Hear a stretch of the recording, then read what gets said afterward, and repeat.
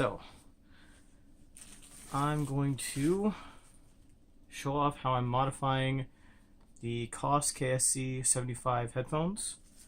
I'm going to be adding a headband, and I'm going to be drilling out the plastic discs that protect the driver inside the headphone in order to allow a little bit more sound, specifically in the bass and lower mids, opening up that sound. These headphones already do very well on the high end. Bass is where they need a little more help, if anywhere. So the way that I like them best is the way I'm going to show you, opening up that bass a bit. Now, by default, KSC75s are these ear clip style headphones. They've got the ear hooks that slide over the back of your ear. However, they pop right off, which is exactly what we want. Now, in order to do that, this direction that you see here, this elongation on the clip, is the way you want to rock it in order to pop it off. The actual, see if I can show you, in here, this portion of the mounting clip, the bracing for it runs parallel to that clip, and the same is true on the headband when we get into that. So if ever you're swapping them in between, you want to make sure that when you're taking it apart, you're running parallel to this brace to pop that off. Otherwise, the clip inside of here could potentially break off that tab that it mounts in.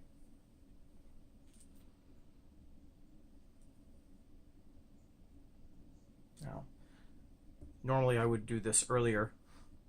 However, the one that I just took off is the left earphone, and I always mark the left side with the twist tie so that when I'm swapping around back and forth, I know which side is left and right without having to put on some test music or something and sort out which channel it is that I'm dealing with. So alright, we've got those tabs off. The Parts Express headphones that I use the headband from here. Now, the actual headphone portion of these, since these are $2 headphones, not worth anything. So again, running parallel to this elongated portion, rock to pop it out, and now we have these headphones it came with to throw aside. However, I will mention, not only does it come with a headband, but it does come with an 1/8 inch to 1/4 inch headphone adapter. So for some people that may be useful, having a spare one of those. And for the headband, when we get to the point of actually setting it up for wearing, there's a little nib right here, which is the stopper for the plastic bit that holds onto the actual headphone. At that point, there's a fold in the spring steel of the headband, and if you want to reduce the tension as it's squeezing on your ears, which personally I do, I find it squeezes way too far. As you see, when it's opened up, these are by default resting across each other, so there's a fair bit of tension there. So that point, that bend, is where you want to push in order to spread it out a little on both sides until you get it about even on each side with how much you've got it opened up.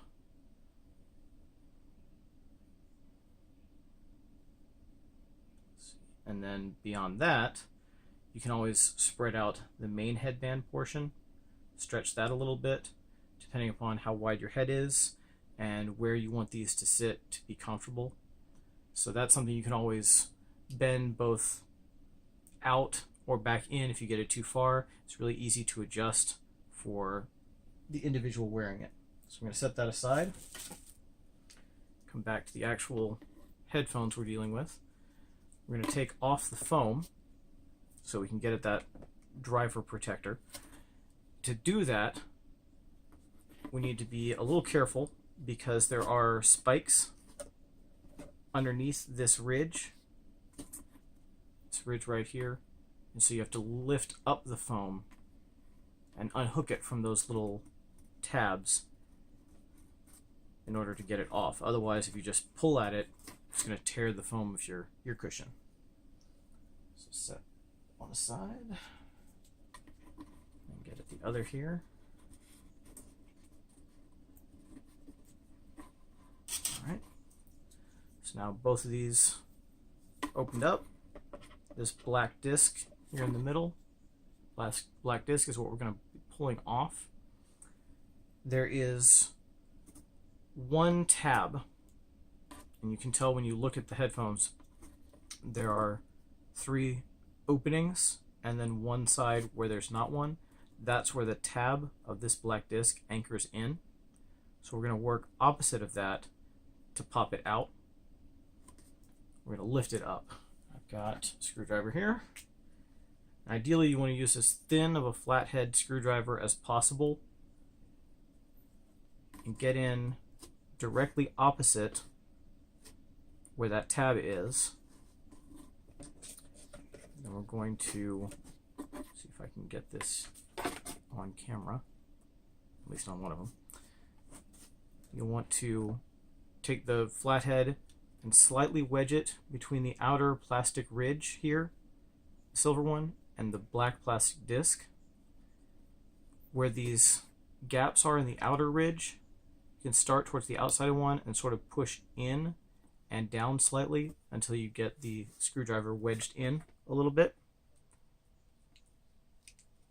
And then start, you don't want to go very far so you don't push all the way down below the protector here and pierce the diaphragm of the driver. Once you start getting a little bit in, then you can roll up a little bit, try to get that disc to lift, and get the screwdriver underneath it.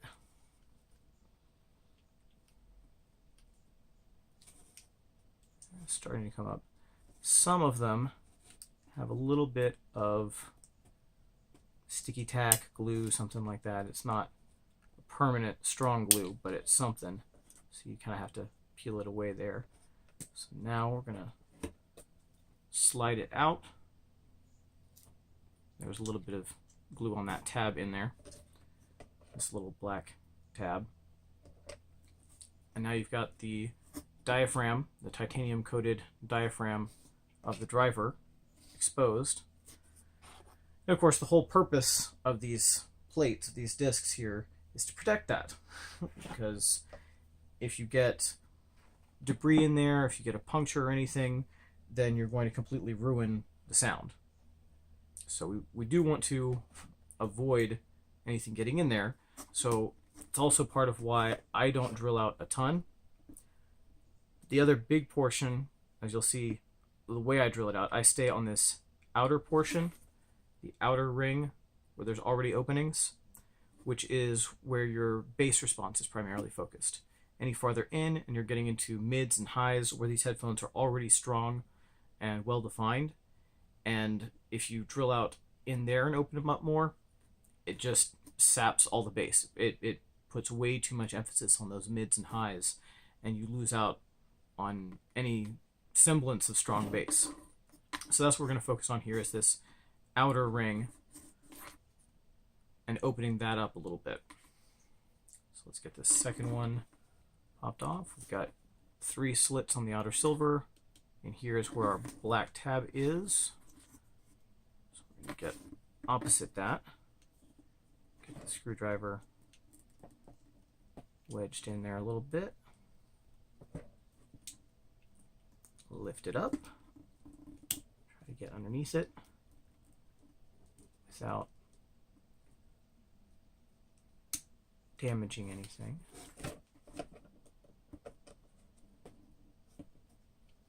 There we go, starting to lift up. And once I've got it lifted with the screwdriver, I can kind of get my finger under there and then fold this out again, you might have a little bit of stickiness, a little resistance from that glue in there. So now the drivers can sit off to the side. We're not working with them now. Actually, we'll set them a little farther off to the side so that we don't get any debris from drilling these out into the drivers. Alright, so personally I use a power driver, which is only 4 volts, 200 to 400 RPM, much lower speed, lower power than a big power drill. It's more controllable in the little spaces where I'm working. At least that's what I've found. And if I do start to have an error and I need to correct, I'm less likely to have gone through or jumped way off track. So, get out first bit here. Now, I use, how do I want to start this?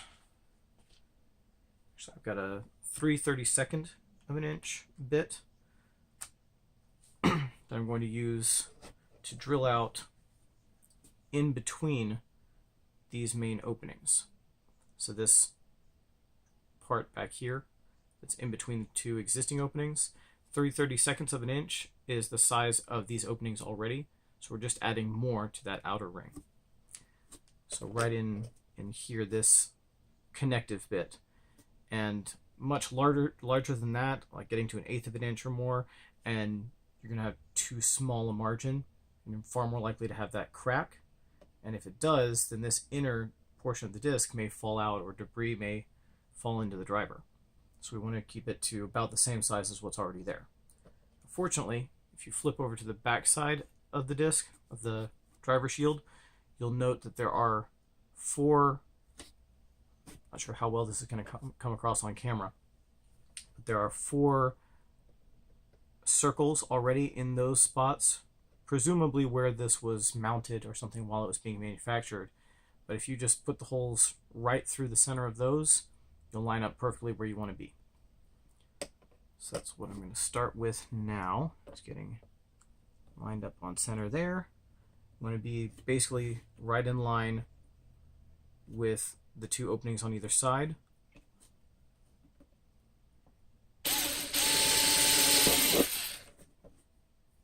Yep, that'll work. So again, I'm not sure how well it's going to come across on this camera, but we have the 2 main slits open. Now there's the small hole about the same size right between them. Just open that up a little bit more than it was. And we're going to do that all the way around on both. Get 4 of these new holes put in. That's what I was talking about. That started to scoot a little bit. Didn't have quite enough pressure on it. And because this is lower speed, I didn't get started right away, and so it didn't wind up digging into the wrong spot.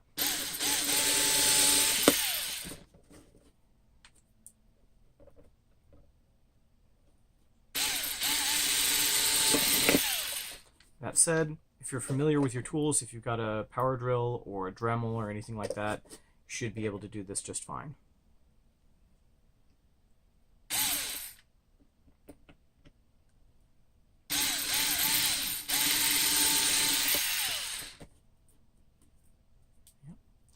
So now this one,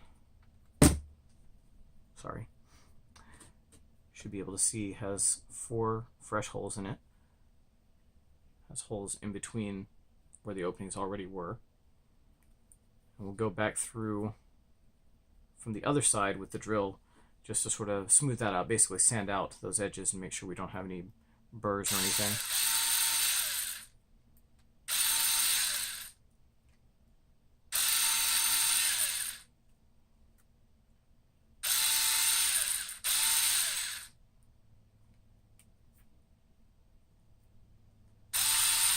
You really don't want to have any of these little bits of plastic come off while you're listening or something and have them fall into the inside and damage the diaphragm of the speaker driver. All right, that looks pretty well done. Do this one the same thing, and then we're going to go back through with an 1/8 of an inch bit and open up a spot in the center of these gaps as well. First, let's get these holes done.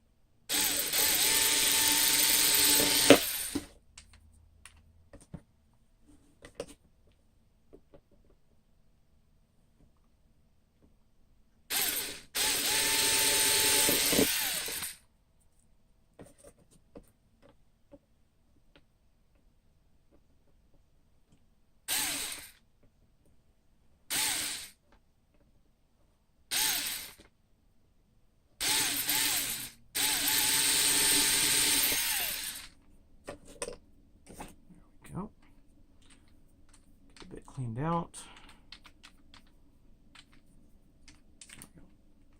So that was again 3/32.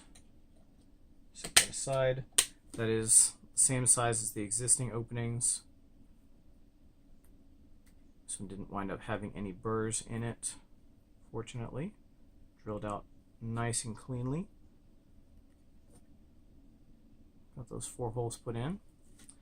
And now we're going to go right in the center of these outer bars, basically, that are opened up. We're going to take an 1/8 of an inch and go straight through the center of that and just widen those up just a little bit more. So right in here in the center of these outer bars, go back with 1/8 of an inch bit and widen them out.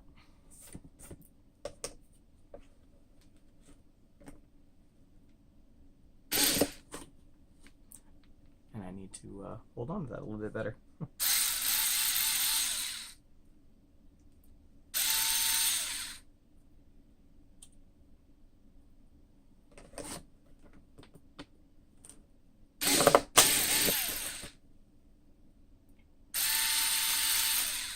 Same thing, going back through and just making sure there's no burrs while I'm at it right here.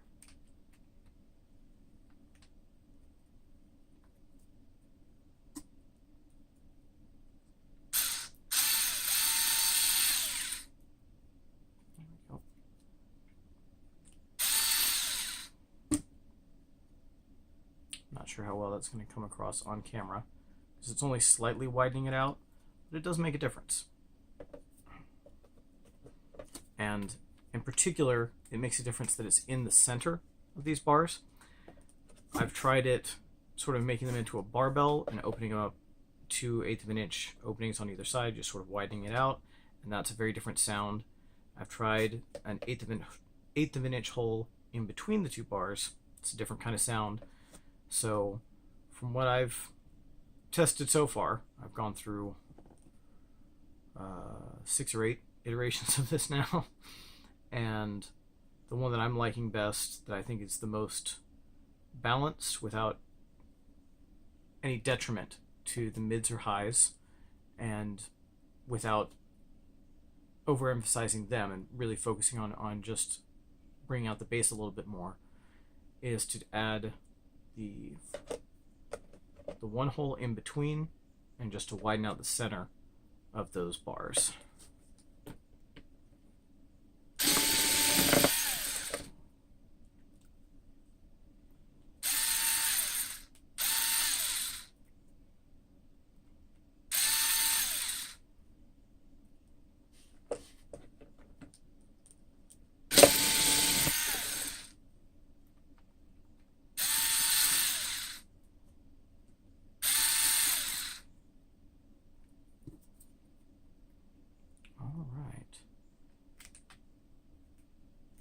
This one's looking clean and ready to go. Let's see if I can get a clean side to sort of show you. Now we've got 4 new holes at 3/32 of an inch, and then 1/8 of an inch right in the center of the existing bars, which just opens those up just a little bit more. I know it seems like very small changes, but it really does have an impact on the overall sound. And I've tried this as well, where I thought maybe I'd just add a little more definition, a little more clarity to the mids by taking even just 2 1/16 of an inch holes. And already that started to make a difference. 4 of them, and it completely unraveled the sound, and you started to lose actually some of the fullness in sound, and some of the lower mids and bass, you started to lose definition there. You gained a little bit in the upper mids, but not nearly as much as you lost in the other areas. So let's go ahead and widen out this other one now.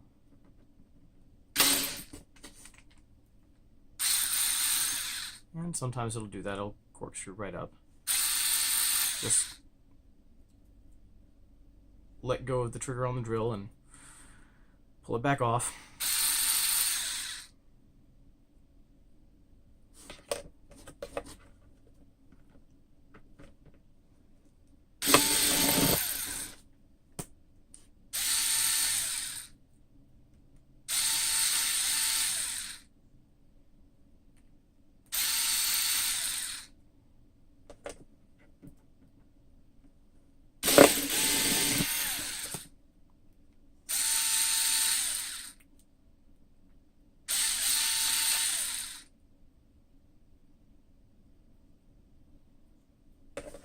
Last one.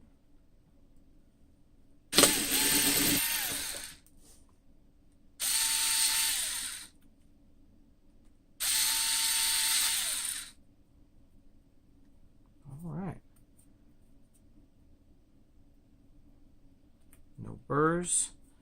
Get the bit cleaned out.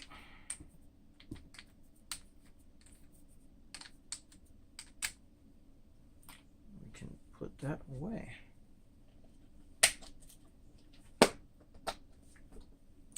Alright, so both of these now have fresh holes in that outer rim, as well as widened out spots in the existing openings.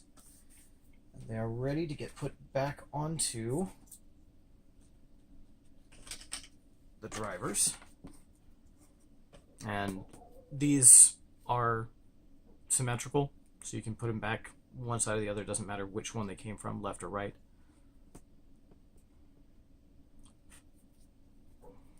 And just find that black tab, the one tab that sticks out further, on the actual earpiece on your silver rim.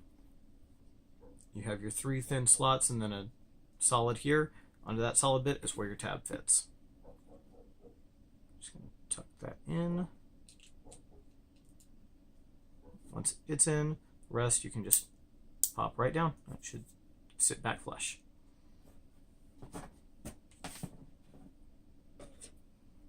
The other one, same thing.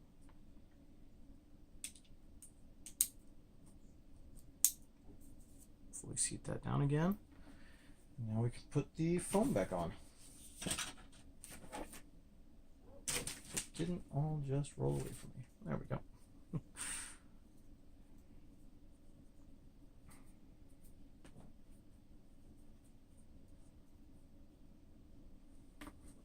And again, you'll want to sort of roll out the little bit of a lip to the foam to hook it over the spikes there, the little tabs.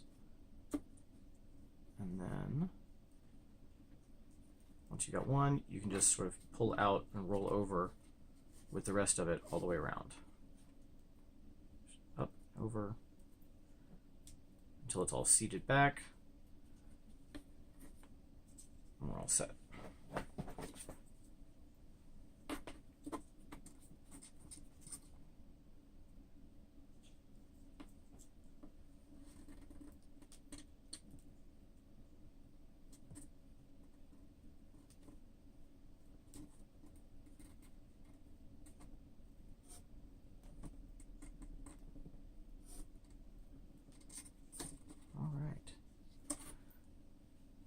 So now these are drilled out and ready.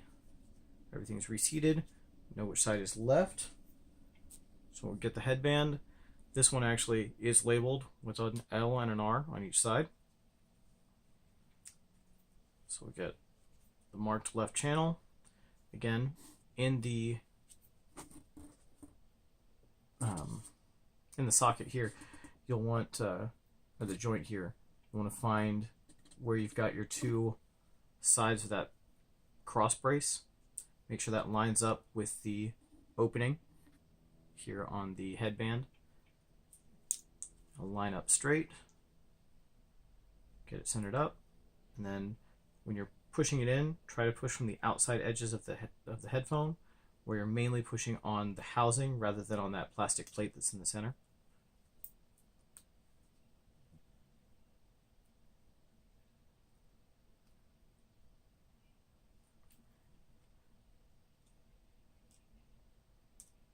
Got that seated. Then the right side, same thing. Lined up, popped in.